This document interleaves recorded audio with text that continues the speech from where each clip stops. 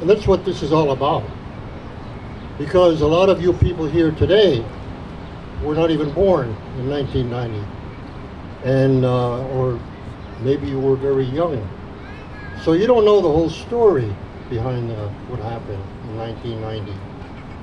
And you don't know how we fought both physically, but also diplomatically. We had to deal with the army and also the politicians from Quebec who were determined to annihilate us in Kanien'kehàka and also in Kanien'kehàka.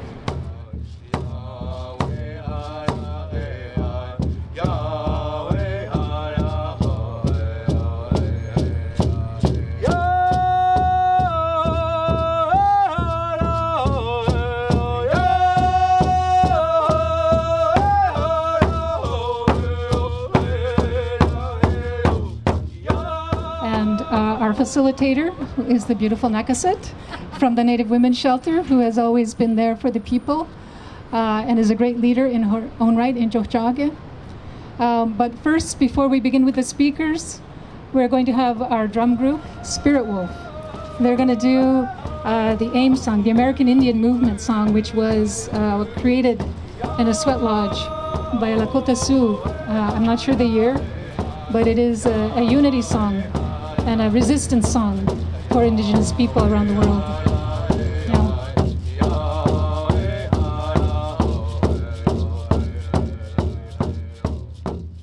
I thank you so much for being here on this 35th anniversary. It's not a celebration, it's a commemoration. There was a man that lost his life on that day for a stupid golf course and condominium development. His name was Marcel Lemay.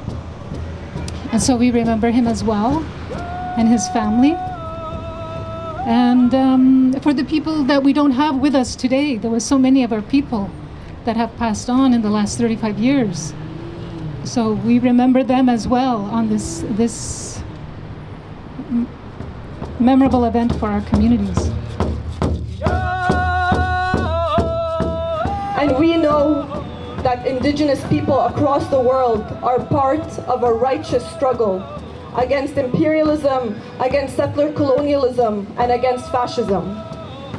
So today, as we commemorate 35 years since the siege on Kanesatake, where government and military forces imposed a siege on the Indigenous people and fighters for 77 days, we salute the Mohawk warriors who defended their lands.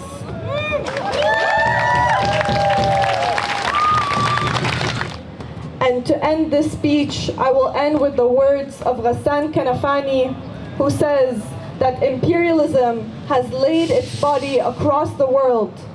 Wherever you strike it, you damage it, and you serve the world revolution. Thank you.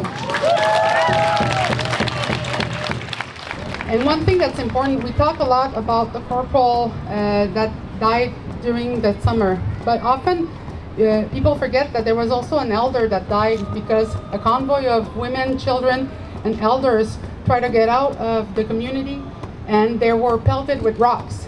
And I think that Joe Armstrong, if I'm not wrong, is probably the only person that died because of lapidation. He died from an heart attack, but nobody talks about him. We always come back to death that are valued, and that's death of white people. And it's important today because reconciliation has been a very strong word. And this year it changed to economical reconciliation. The law that were passed this year by Mr. Carney's government shows it. And next time we're not going to be talking about economical reconciliation, we're just going to be talking about economy.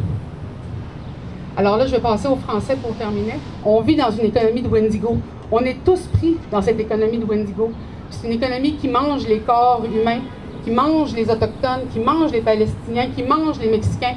Parce qu'on les veut au travail, on les veut en dehors du terrain, on veut se débarrasser de ces personnes-là. Mais on mange aussi l'avenir, les 7 futures générations. On est en train de dévorer nos enfants.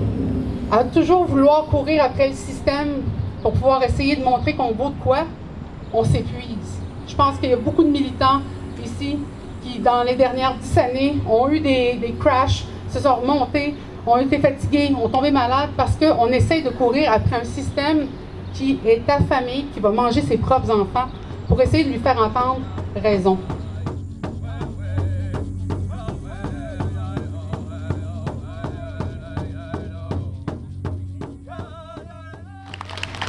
We are awake, but there has been a cost to the awakening. While the world remembers the barricades, we remember what it cost our community. Mistrust, divisions, and wounds that have not healed. When the land is insecure, the people are insecure. When governments profit from our exploitation, safety is impossible. The Kanesatake resistance was not just a standoff, it was a reckoning. It forced Canada to look in the mirror and confront the truth that unresolved land disputes and broken promises create conflict and suffering that echo for generations.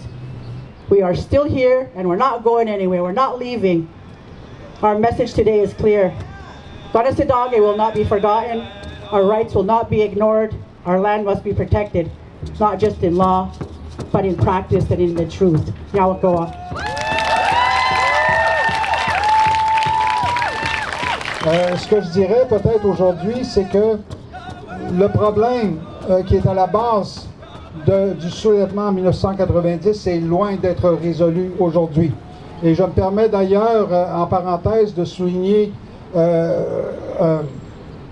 l'acceptation par la Chambre des communes du projet de loi C5, un peu à la vitesse, et qui va sans doute permettre au gouvernement de contourner ses obligations en matière de consultation, en matière également de consentement préalable, libre et éclairé de nations autochtones qui vont être affectées par les territoires, par les projets plutôt majeurs considérés par le présent gouvernement. Donc c'est important également que les 35 ans depuis OCA servent également de rappel.